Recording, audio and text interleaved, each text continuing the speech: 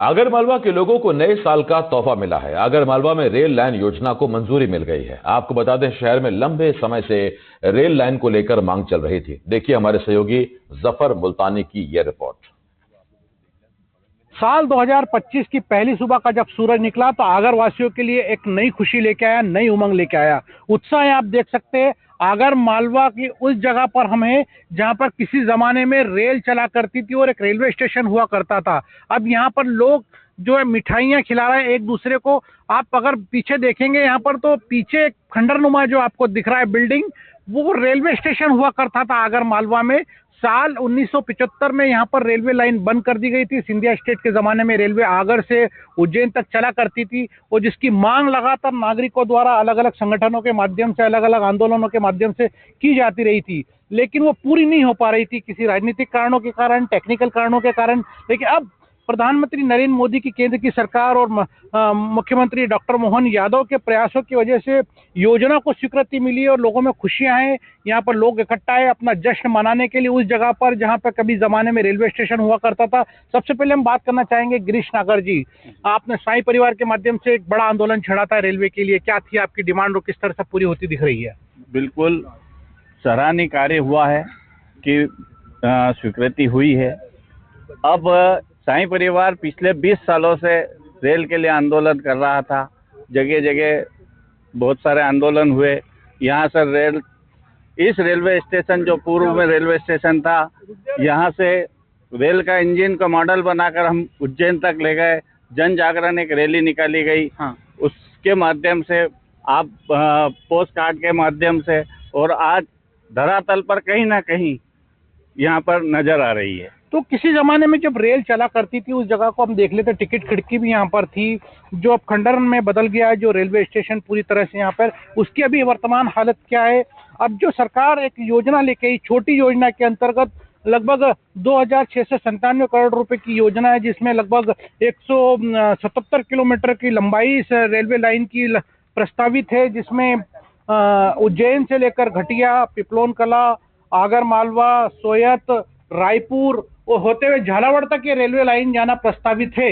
और जब ये खंडर दिख रहा है आपको यहाँ पे तस्वीरों में, आप देख रहे होंगे जब रेलवे स्टेशन हुआ करता था और उसके बाद जब इमरजेंसी के बाद में जब रेलवे लाइन हटा दी गई थी, यहाँ से बंद कर दिया गया था, तो ये पूरी तरह से खंडर में तब्दील हो गया था। एक जमाने में इसमें यहाँ पे मध्य प्रदेश परिवहन बस का जो है डिपो हुआ करता था, उसका इस्तेमाल। ये जो खिड़की आप देख रहे हैं यहाँ पर, यहीं से टिकट लोगों को मिला करता था एक जमाने में आगर से उज्जैन के लिए, और यहीं से लोग टिकट एकत्रित करके रेल की यात्रा करते थे। काफी संघर्ष यहाँ पे लोगों ने किया था इस रेल लाइन को वापस से लाने के लिए। एक और जो है पोस्ट कार्ड मैन के नाम से जाना जाते हैं, पोस्टमैन वाला बाबा के नाम से फेमस हुए महेंद्र शर्मा जी। पोस्टमैन बाबा, आप बताइए कि जो आपका कार्ड वाला जो आंदोलन था, किस तरह से चलाया आपने?